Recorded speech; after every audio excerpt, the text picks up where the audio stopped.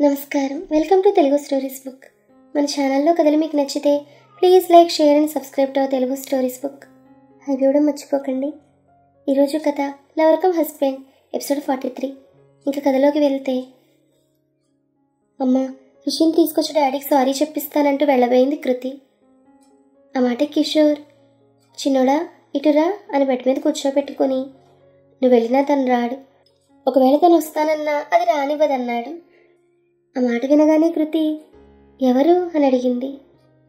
ఏమో, మీ ఆయనకి నువ్వు కాకుండా ఇంకెంతమంది ఉన్నారో, నేను మొదటి నుంచి ముత్తుకుంటున్నాను, నా మాట విన్నాగా అన్నాడు కిషోర్.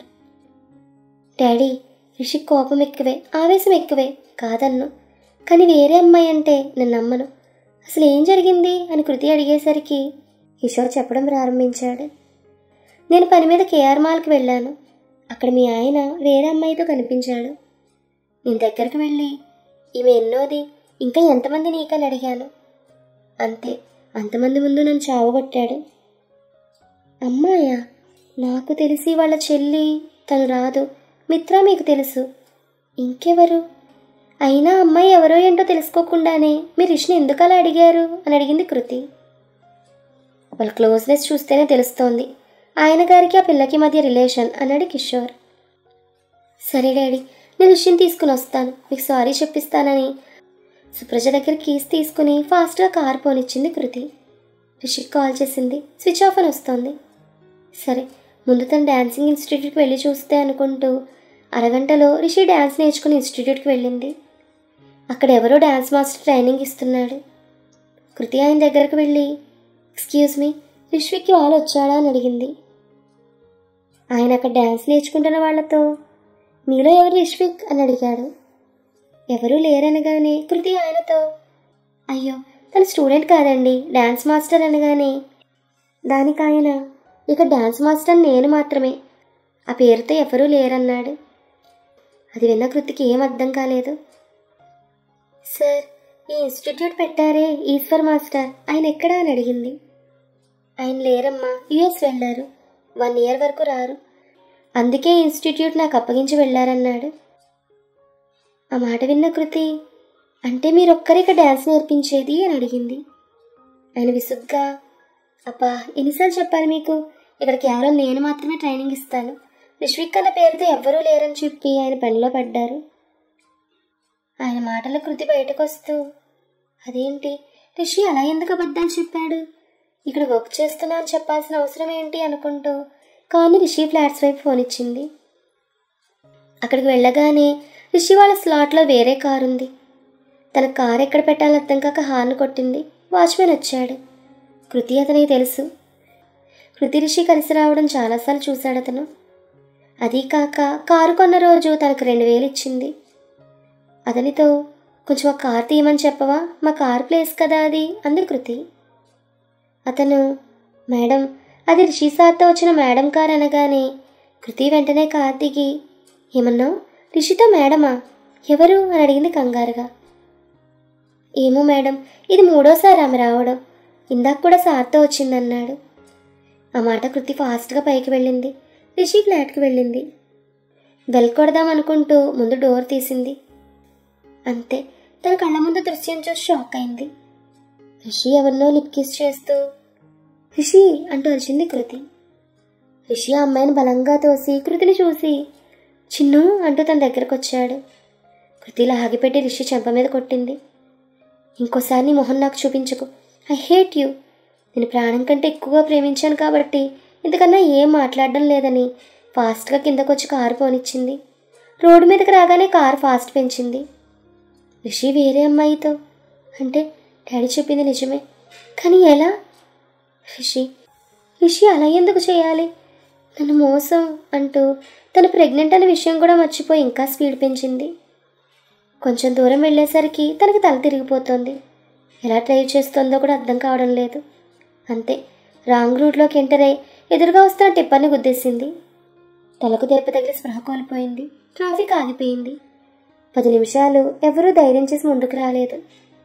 కానీ ఒకతను వచ్చి తను చూసి చుట్టూ ఉన్న వాళ్లతో, ఏంటండి చోద్యం చూస్తున్నారు అంటూ కృతిని జాగ్రత్తగా ఎత్తుకొచ్చి తన కారులో పడుకోబెట్టాడు. ఆ తర్వాత మళ్ళీ కృతికా దగ్గరకు వచ్చి తన హ్యాండ్ బ్యాగ్ తీసుకుని దగ్గరలో ఉన్న హాస్పిటల్కి తీసుకెళ్ళాడు. అతనే కృష్ణ, కృతి డ్రైవర్.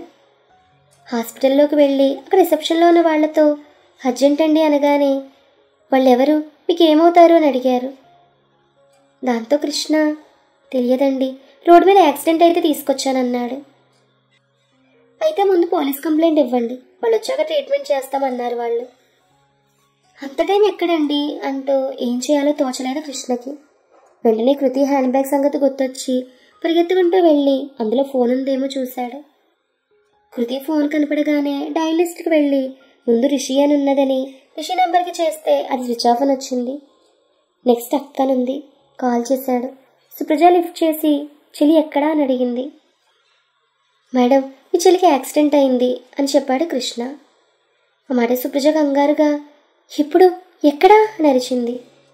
కృష్ణ లొకేషన్ చెప్పి, మీరు రండి మేడం, ఈ హాస్పిటల్ వాళ్ళు చేర్చుకోము, పోలీస్ కంప్లైంట్ అంటున్నారు అన్నాడు. నేను వస్తున్నాను, మీరు కొంచెం నేను వచ్చే వరకు ఉండండి అని ఫోన్ పెట్టేసింది సుప్రజ. సుప్రజ కిషోర్ రిపోర్ట్స్ కోసం ల్యాబ్ దగ్గర ఉండడంతో తన పక్కన ఎవ్వరూ లేరు. ఏడుస్తూ ముందు రిషికి కాల్ చేసింది, కానీ రిషి ఫోన్ స్విచ్ ఆఫ్. వెంటనే వినయ్కి ఫోన్ చేసి విషయం చెప్పింది. నేను వస్తున్నాను, నువ్వు కంగారు పడకు అన్నాడు.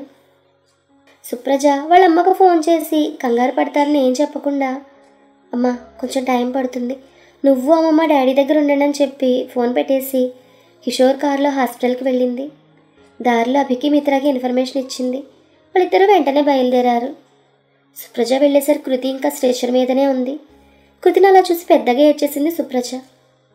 పక్కనే ఉన్న కృష్ణని చూసి థ్యాంక్స్ చెప్పి రిసెప్షన్ దగ్గరకు వెళ్ళి వాళ్ళకి ఏదో చెప్పింది. వాళ్ళు నర్సుని పంపడంతో కృతిని అడ్మిట్ చేసుకున్నారు. సుప్రజకి హ్యాండ్ బ్యాగ్ కృతి ఫోన్ ఇచ్చాడు కృష్ణ. సుప్రజ అవి తీసుకుని కళ్ళు తుడుచుకుంటూ కృష్ణ ఎక్కడ చూసింది వివరాలు అడిగి తెలుసుకుంది. సుప్రజ కృష్ణతో మాట్లాడుతూ, మీకు శ్రమ అనుకోకపోతే ఈవినింగ్ వరకు ఉంటారా అని అడిగింది. కృష్ణ సరే అన్నాడు. ఇంతలో వినయ్ వచ్చాడు.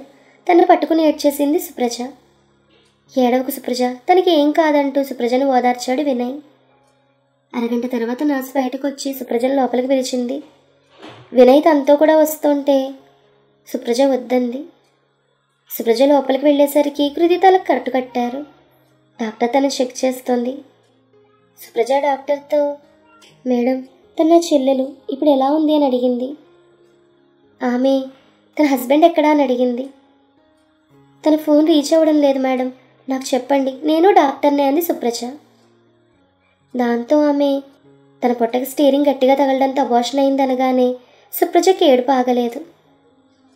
ఆమె తలకు దెబ్బ తగిలింది, ఇంకేం ప్రాబ్లం లేదు, ఇంకో అరగంటలో తనకి మెలకు వస్తుంది. బట్ ఎందుకో బాగా తీవ్రంగా ఒత్తిడికి గురైంది. జాగ్రత్త, తన హస్బెండ్ని రమ్మనండి అంటూ వెళ్ళిపోయింది ఆమె.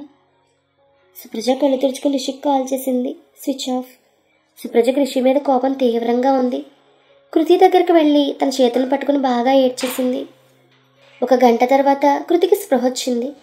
ఎదురుగా సుప్రజ కనబడగానే అక్క అంటూ తను హక్ చేసుకుని ఏడుస్తూ, రిషి వేరే అమ్మాయితో చూశాను, డాడీ చెప్పింది నిజమే అంటూ ఏడుస్తోంది కృతి.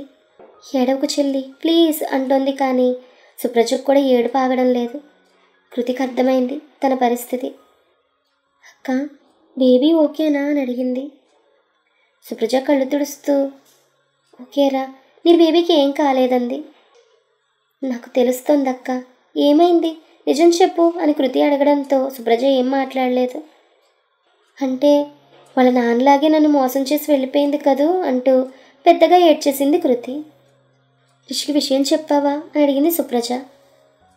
లేదు, అసలు అది చెప్పే తను కన్విన్స్ చేసి తీసుకొద్దామని వెళ్ళేసరికి తను అంటూ సుప్రజను హక్ చేసుకుని, నేను మోసపోయానేమో అక్క, కానీ నా మనసు ఎందుకు నిజాన్ని యాక్సెప్ట్ చేయడం లేదు అని కృతి అనగానే, సరే తను రానివ్వ, ముందు డాక్టర్ రమ్మన్నారు, ఫోన్ స్విచ్ ఆఫ్ వస్తుంది, మేబీ తనకి ఇంకా ఈ సంగతి తెలియదేమో, అభి దగ్గరలో ఉన్నాడు, తను రాగానే పంపిస్తానంది సుప్రజ. కానీ కృతి, వద్దక్క, రిషి రావద్దు, తనకి నేను కన్సీవ్ అయ్యానని చెప్పలేదు, ఇంకా అబార్షన్ సంగతి ఎందుకు చెప్పడం, తనకే కాదు అమ్మకు డాడీకి ఎవ్వరికి చెప్పకు, డాక్టర్కి నువ్వు ఏదో ఒకటి చెప్పి మేనేజ్ చేయంటూ మొత్తుగా ఉండడంతో కళ్ళు మూసుకుంది కృతి. సుప్రజ బయటకు వచ్చేసరికి అభి వినయ్ మాట్లాడుకుంటున్నారు. కృష్ణ దూరంగా కూర్చునున్నాడు. సుప్రజని చూసి అభి పరిగెత్తుకుంటూ వచ్చి కృతి ఎలా ఉంది అని అడిగాడు కంగారుగా. తలకు బాగా దెబ్బ తగిలింది, కట్టుకట్టారు, 2 రోజులు ఉండమన్నారు అంతే అండంతో. Thank God. అవును, అంకుల్కి ఏమైంది అని అడిగాడు అభి. సుప్రజ అక్కడ కూర్చోగానే వినయ్ అభి చెరోవైపు కూర్చున్నారు. కృతికి రిషికి పెళ్ళయిందని సుప్రజ అనగానే ఇద్దరు ఒక్కసారే వాట్ అన్నారు. ఏంటండి, రిషి మీద కోపం వస్తుందా? కొంచెం తట్టుకోండి, తన పరిస్థితి ఏంటనేది చూద్దాం. అప్పుడే రిషిని ఏమనకండి. అంతేకాదు, కేవలం రిషిని ఆ సీన్లో చూసి మాత్రమే కాదు కృతి దూరమైంది, ఇంకో ఇన్సిడెంట్ కూడా ఉంది. అదేంటనేది నెక్స్ట్ ఎపిసోడ్లో తెలుసుకుందాం. Keep listening. మరొక మంచి అప్డేట్తో మళ్ళీ కలుద్దాం. ఈ కథ మీకు నచ్చితే please like, share and subscribe to our Telugu stories book. Thank you.